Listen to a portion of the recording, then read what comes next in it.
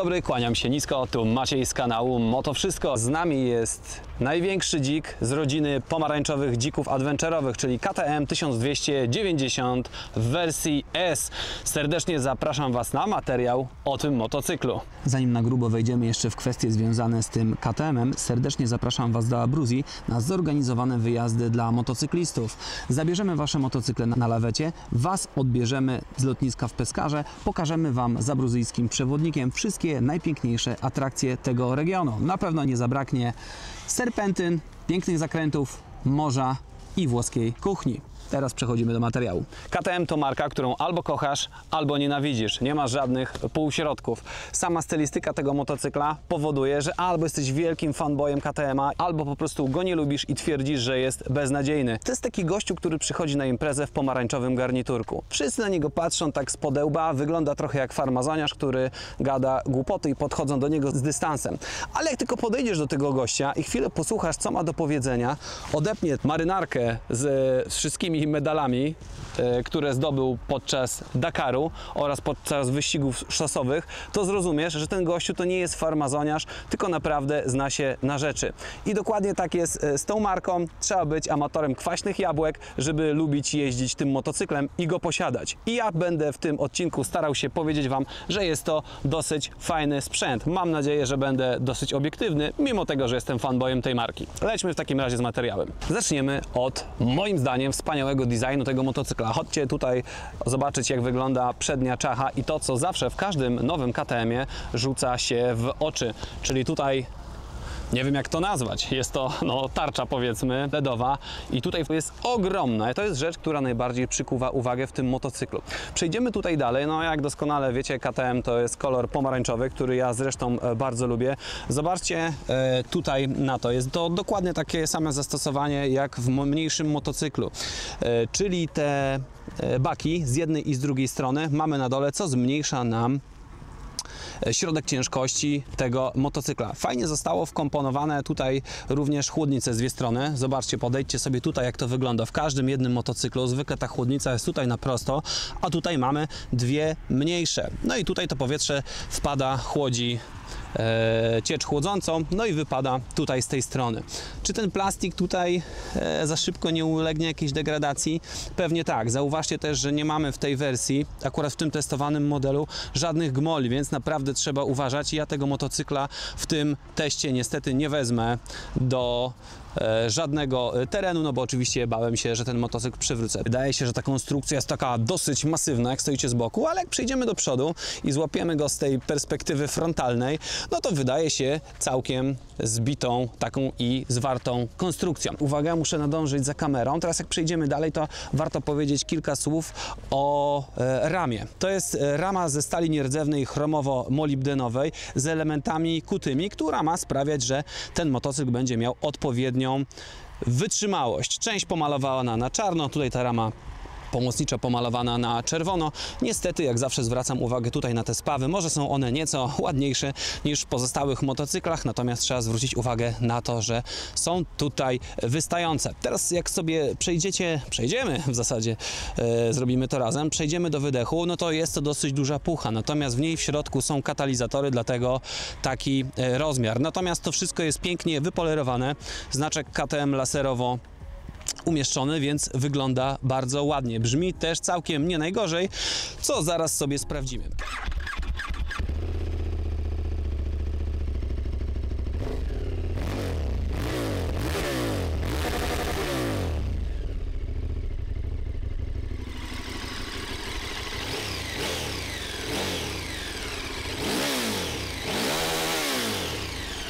Teraz jak przejdziemy do tyłu motocykla, tył wygląda dokładnie tak samo jak w 790. Przechodząc od tyłu motocykla do tej strony, podejdźcie tutaj, zobaczcie, jak wygląda kanapa. Jest ona zdecydowanie lepsza niż w mojej 790. Jest szersza i zdecydowanie bardziej miękka. Oczywiście nie zrobiłem z tym motocyklem 1000 km, więc trudno mi powiedzieć, jak będzie czuł się Wasz tyłek po takim przebiegu. Natomiast materiały, z których została wykonana, to tutaj dokładnie takie samo gumoleum jak w moim. I tutaj taka wygląda wygląda trochę jak Alcantara. Kanapę otwiera się, słuchajcie, tym guzikiem i oczywiście musimy mieć przekręcony zapłon. Do tych rzeczy elektrycznych zaraz przejdziemy, spróbujemy to zrobić. Zobaczcie, mamy pyknięcie i można sobie to otworzyć. No miejsca tutaj za wiele nie mamy, także w zasadzie nie wiem, coś bardzo podstawowego, jakiś zestaw kluczy być może tutaj zmieścicie. Tutaj akurat w tym modelu, zwykle w KTM-ie to jest tutaj umieszczony taki zestaw, ale tutaj tego nie ma. To, co jest moim zdaniem słabe, to ta stopka boczna. Co prawda KTM na stronie chwali się, że jest ona aluminiowa, natomiast dla mnie większe znaczenie ma to, czy ona jest odpowiednio długa, a nie to, czy ona jest aluminiowa, bo motocykl niestety, jak postawimy w terenie i trochę nam się wbije, to naprawdę ciężko będzie go zabrać po prostu z tej stopki, no bo to nie jest już waga piórkowa, tylko motocykl na sucho waży 220 kg, więc trochę siły, żeby go zabrać z tej stopki, jak się na niego wsiada i go wyprostować, no to troszkę trzeba mieć.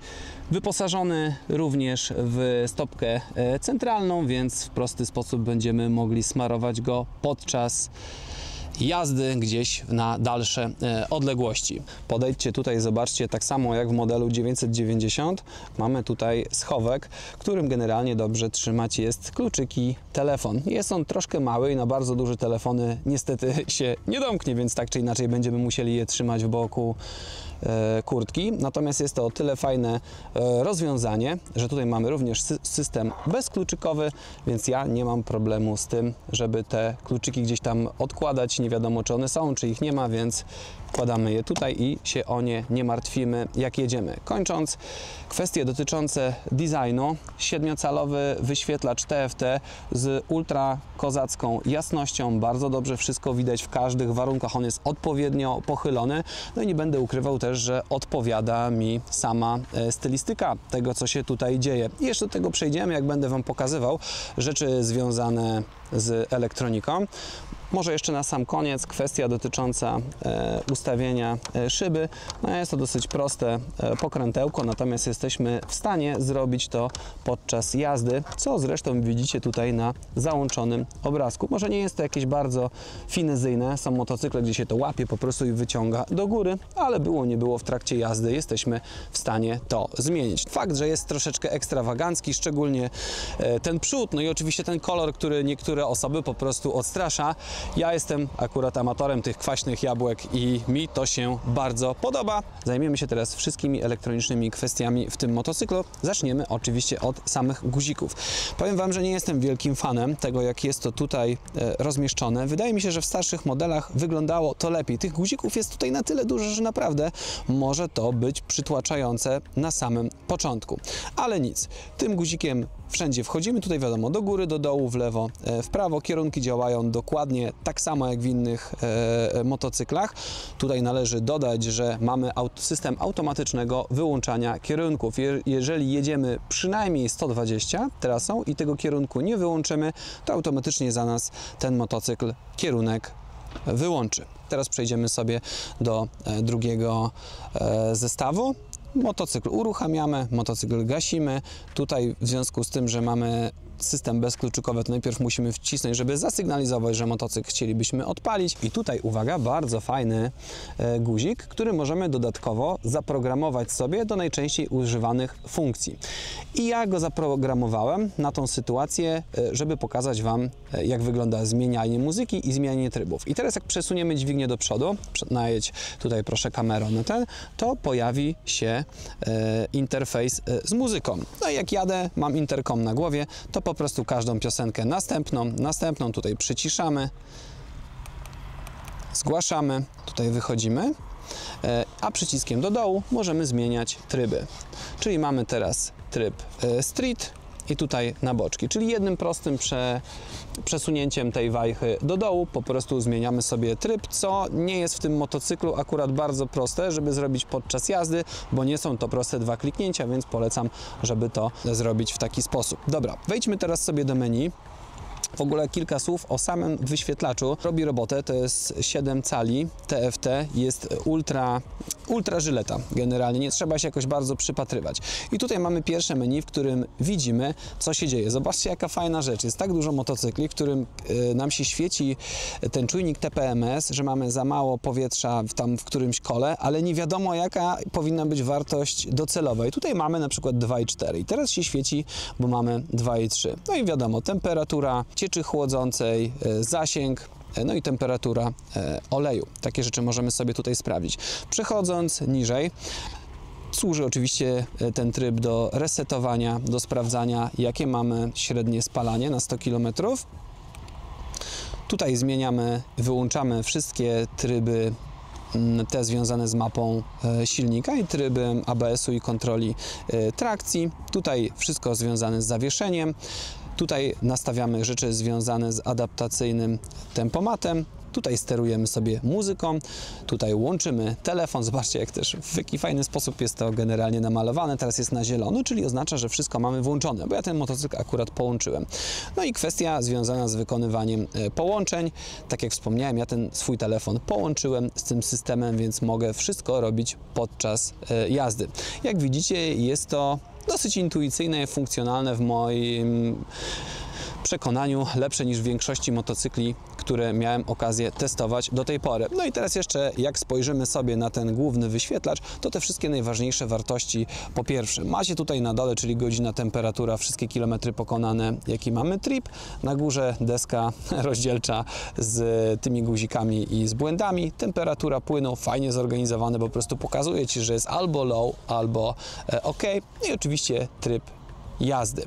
No i podziałka po prawej stronie z paliwem, które zostało do końca. Mamy tutaj potężną V2 o rozwarciu cylindrów 75 stopni, 1301 cm3, która generuje, uwaga, 160 koni mechanicznych i 138 N momentu obrotowego. Słuchajcie, jest to tak dużo w tym segmencie, że naprawdę w żadnym momencie nie zabraknie Wam mocy czy momentu. Najlepsze jest to, że już 108 N jest dostępne od 2500 obrotów, a jest to bardzo nisko, czym zresztą w przeszłości charakteryzowały się silniki w układzie V. Warto też dodać kilka słów na temat samej mapy zapłonu. Jest tutaj ustawiona naprawdę super. Mimo że jest to dzikus i na trzecim biegu, nawet jak odkręcicie, nieważne w jakim zakresie obrotów, to i tak idzie na koło, to ta mapa jest tutaj tak zrobiona, że nawet jak zmieniacie te biegi dość agresywnie w trybie streetowym, to wszystko idzie dosyć gładko. Jeździ się naprawdę przyjemnie. Ja u siebie w tym modelu mniejszym 790, jak mam tryb streetowy, no to on trochę prycha, warczy i szaleje. To prawda, jest to motocykl trochę bardziej zorientowany do jazdy w terenie, natomiast tutaj jest to wykonane naprawdę super. Jak już jesteśmy przy trybach jazdy, to należałoby tu wymienić te, które mamy. Tryb offroadowy, w którym no, jesteście w stanie troszeczkę zerwać przyczepność. Ja, tak jak wspominałem wcześniej, tym motocyklem w teren się nie wybrałem, dlatego że on nie ma żadnych moli. Każda wywrotka sporo by mnie kosztowała i mojego zdrowia, i mój portfel, więc sobie to odpuściłem. W trybie offroadowym oczywiście mamy wyłączony ABS w tylnym kole, więc jesteśmy jakoś tam sensownie w stanie pojeździć. Natomiast brakuje tutaj trybu rally, w którym mamy wyłączone wszystko i my możemy dowolnie odkręcać i zamiatać po prostu ogonem w terenie. Tryb rain, czyli tryb do jazdy w deszczu, tryb streetowy, czyli leciutko taki wygładzony tryb sportowy, w którym no nie mamy tego szarpania, jak zbijamy biegi w dół, to nie mamy takiego agresywnego hamowania silnikiem, więc jest to dosyć przyjemne, szczególnie jeżeli jedziemy w dalekiej trasie i nie mamy ochoty po prostu szarpać się z motocyklem, tylko wszystko robić gładziutko. No i na sam koniec tryb sport, który jest no nieco bardziej brutalny, natomiast mam wrażenie, że i tak nie jest najgorzej w stosunku do innych motocykli, którymi miałem okazję jeździć. Podsumowując, kwestie związane z silnikiem, możecie łapać się bez problemu z szlifierkami. Przyspieszenie jest piekielne. W jeździe pod górę bez problemu, w jeździe z pasażerem zawsze Wam starczy koni, także temat silnika uważam za zamknięty. Może jeszcze powinniśmy powiedzieć o jeździe na takich bardzo niskich obrotach 1500-2000 Ten sprzęt też tego nie lubi i wszystko się trzęsie i dławi, także poniżej 2000 obrotów nie polecam jazdy. Oczywiście trzeba pamiętać o tym, co powiedziałem wcześniej, czyli że już w zakresie od 2,5 mamy te 108 Nm dostępnych. Porozmawiajmy teraz chwilę o zawiasie, bo jest to jedna z najmocniejszych stron tego motocykla. Zawias dostarcza WP, to jest firma, której większość udziałów ma właśnie KTM. Zauważcie, że rzadko w którym motocyklu innym niż KTM mamy taki zawias, a w KTM-ie w zasadzie nie mamy nigdy żadnego innego. Mamy tu półaktywne zawieszenie z ogromnym skokiem i z przodu i z tyłu, jak na taki motocykl, bo to jest 200 mm i z dosyć dużym prześwitem. Najlepsze jest to, że ten zawias jest półaktywny i on dostosowuje się do panujących warunków, do tego jak jedziecie. 6 akcelerometrów mierzy to, w jakim jesteście przechyleniu i to daje też sygnał do napędu i do tego, żeby to koło przy odkręcaniu mocno gazu Wam się nie uślizgiwało, więc generalnie jest to bardzo bezpieczne rozwiązanie. W zasadzie wszystkim możemy sterować. Chodźcie tutaj, podejdźcie sobie z tej strony, a ja pójdę z drugiej, to pokażę Wam, jak to wygląda. Zobaczcie, tutaj w tych goleniach mamy takie elektryczne wtyczki i wszystkim sterujemy z perspektywy tutaj tego wyświetlacza. Mamy tryb komfortowy, czyli nim jeździ się po gorszego rodzaju drogach. Mamy tryb sportowy, czyli najbardziej wszystko utwardzone do jazdy sportowej. Ja oczywiście tym motocyklem tak nie będę jeździł. Do jazdy streetowej, czyli najczęściej używane ustawienie. Tutaj przejdziemy sobie teraz do tego, w jaki sposób możemy podnieść tylne zawieszenie. To służy nam do tego, że jak mamy bagaże, czyli dużo bagaży napakowanych albo ktoś jedzie z nami, to możemy sobie w ten sposób to zawieszenie podnieść. Ja jeżdżę na takim preloadzie 40%, ja ważę 76 kg, nie mam aktualnie ze sobą żadnych bagaży i to ustawienie zostało mi polecone jako najlepsze. Wszystkie te nastawy, które macie obecnie ustawione, są widoczne, więc wiadomo, że jedziemy w trybie street, wiadomo, że jedziemy na komfortowym ustawieniu zawieszenia, wiadomo, że preload tylnego zawieszenia to 40%, ABS jest w trybie road, no i kontrola trakcji jest włączona. Na każdym z tych trybów naprawdę odczuwa się duże zmiany, jeździ się naprawdę komfortowo. Opony dostarcza firma Mitas, jest to model TerraForce i jest to 100% bieżnik asfaltowy do pokonywania dużych dystansów i jazdy z dużą prędkością, więc ja nie polecam jazdy tym motocyklem z tymi oponami w terenie. Jak jesteśmy z przodu, to kilka słów należy powiedzieć również o hamulcach. Potężne dwie tarcze 320 mm, wszystko od Brembo. Z tyłu 267, jedna tarcza. Hamowanie jest naprawdę super, jest świetne dozowanie, mimo tego, że sprzęt jest ciężki, w ogóle nie ma zero-jedynkowości w hamowaniu, robi się to naprawdę przyjemnie. Świetnym czasoumilaczem w tym motocyklu jest adaptacyjny tempomat. Tutaj mamy dosyć duży radar, który mierzy odległość od poprzedzającego samochodu i cały czas dostosowuje naszą prędkość, zachowując oczywiście odpowiedni dystans. Podejdźcie tutaj do przodu, zobaczycie, jak to się ustawia. Mamy tutaj wyróżniony guzik specjalnie do tej funkcji. Tutaj dodajemy gazu, a tutaj z tyłu odejmujemy. Przy takim sprzęcie warto powiedzieć również o spalaniu. Mimo tego, że mamy tutaj bardzo to wszystko takie muskularne, wydawałoby się, że tego paliwa pomieścimy tutaj ze 30 litrów, natomiast bak mieści, te dwa małe baki, o których Wam mówiłem, mieszczą 23 litry paliwa. Biorąc pod uwagę średnie spalanie tego motocykla, czyli w granicach 6 litrów, myślę, że przy ostrzejszej jeździe można spokojnie policzyć, no to trudno będzie nam zrobić 400 km i w mojej ocenie jest to troszeczkę minus. Ten bak mógłby być nieco większy.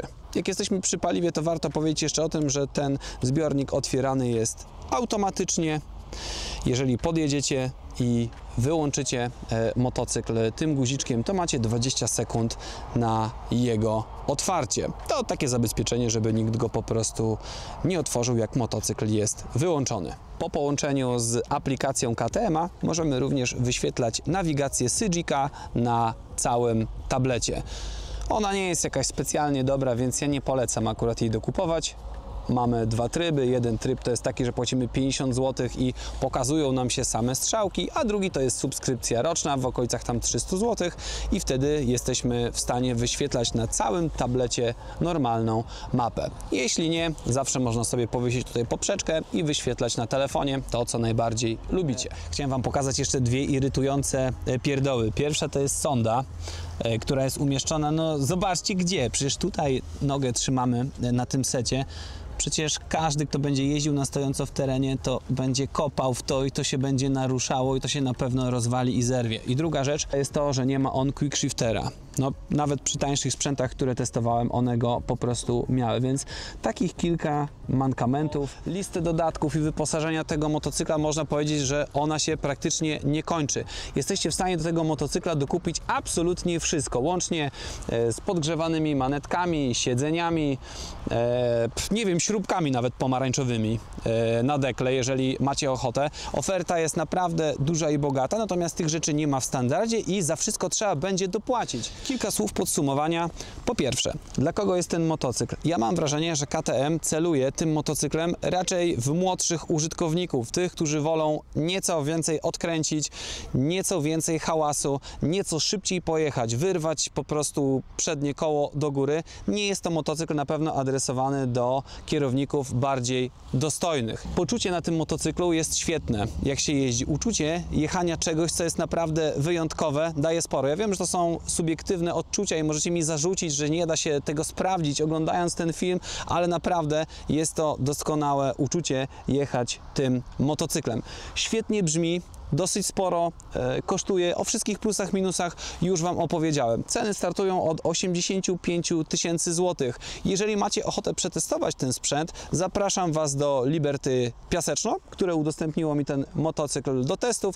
Dajcie znać, co sądzicie o tym motocyklu, czy jesteście amatorami kwaśnych jabłek i lubicie jeździć czymś takim jak ja, czy wolicie raczej coś japońskiego, bądź coś bardziej dostojnego. Dziękuję Wam, że byliście dzisiaj ze mną. Dajcie znać w komentarzach, co sądzicie o tej mechanicznej pomarańczy, dość ekstrawaganckim motocyklu. Zostawcie komentarz, subskrypcję, łapę. Serdecznie zapraszam Was również do Abruzji i do obejrzenia pozostałych materiałów na tym kanale. Ciao, do zobaczenia!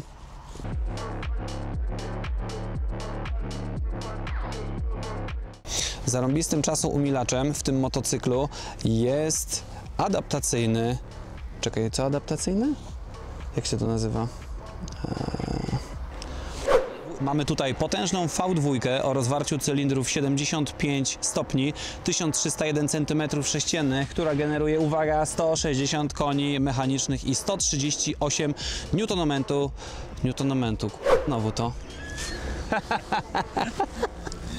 Poza konkursem, jak się zastanawiacie, jak otworzyć to tylne siedzenie, jak się rozładuje Wam bateria, to tutaj jest taki bajerek, cyk, otwiera się, tu się pociąga lineczkę, i poluzowuje się, można otworzyć. Także tego.